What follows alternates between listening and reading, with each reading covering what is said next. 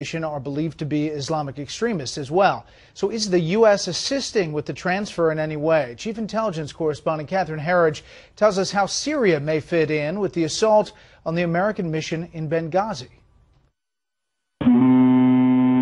This mysterious Libyan ship and who has its dangerous cargo may be linked to the 9/11 terrorist attacks at the U.S. consulate in Benghazi. Using these ship records, Fox News has confirmed Al-Intisar, which means the victory, was received in the Turkish port of Iskenderun on September 6th.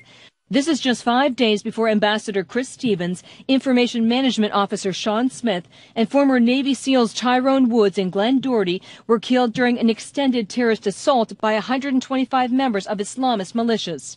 On the night of the attacks in Benghazi, Ambassador Stevens had just finished dinner with a Turkish diplomat.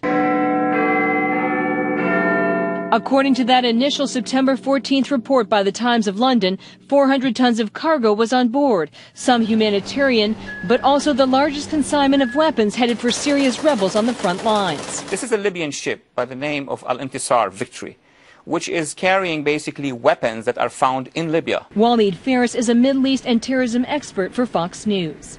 So the ship came that way, all the way up to Iskenderun in Turkey. Now, from the information that is available, there were aid material, but there were also weapons, a lot of weapons.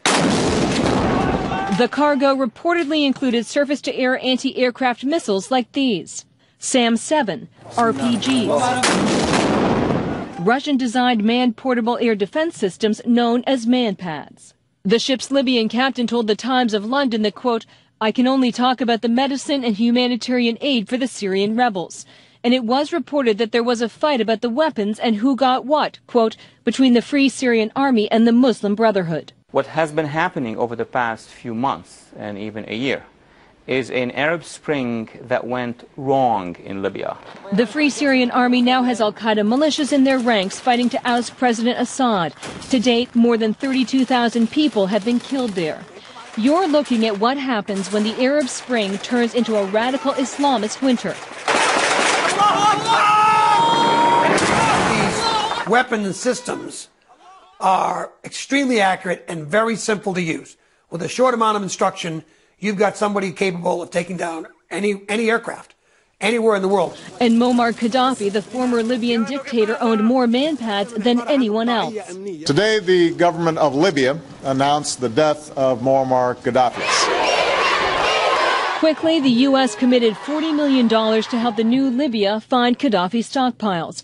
But in February, the Assistant Secretary of State for Political and Military Affairs, Andrew Shapiro, expressed concerns about missing MANPADS. This raises the question, how many are still missing? The frank answer is, we don't know and probably never will. Porter Goss is a former director of the CIA. Do you think we're going to find out that some of these weapons from Libya have made their way into Syria? Absolutely. I think there's no question that there's a lot of networking going on, and, well, of course we know it. And at last week's hearing before the House Government Oversight Committee, there was testimony about the threat from loose weapons. The figures that we were provided were fluid, but the rough approximation was between 10 and 20,000. Source told Fox News that Ambassador Stevens was in Benghazi to negotiate a weapons transfer, an effort to get SA-7s out of the hands of extremists. When asked to comment, a State Department spokeswoman dismissed the idea, saying Stevens was there for diplomatic meetings and to attend the opening of a cultural center. Brett. More on this on the 10 p.m. special. Catherine, thank you.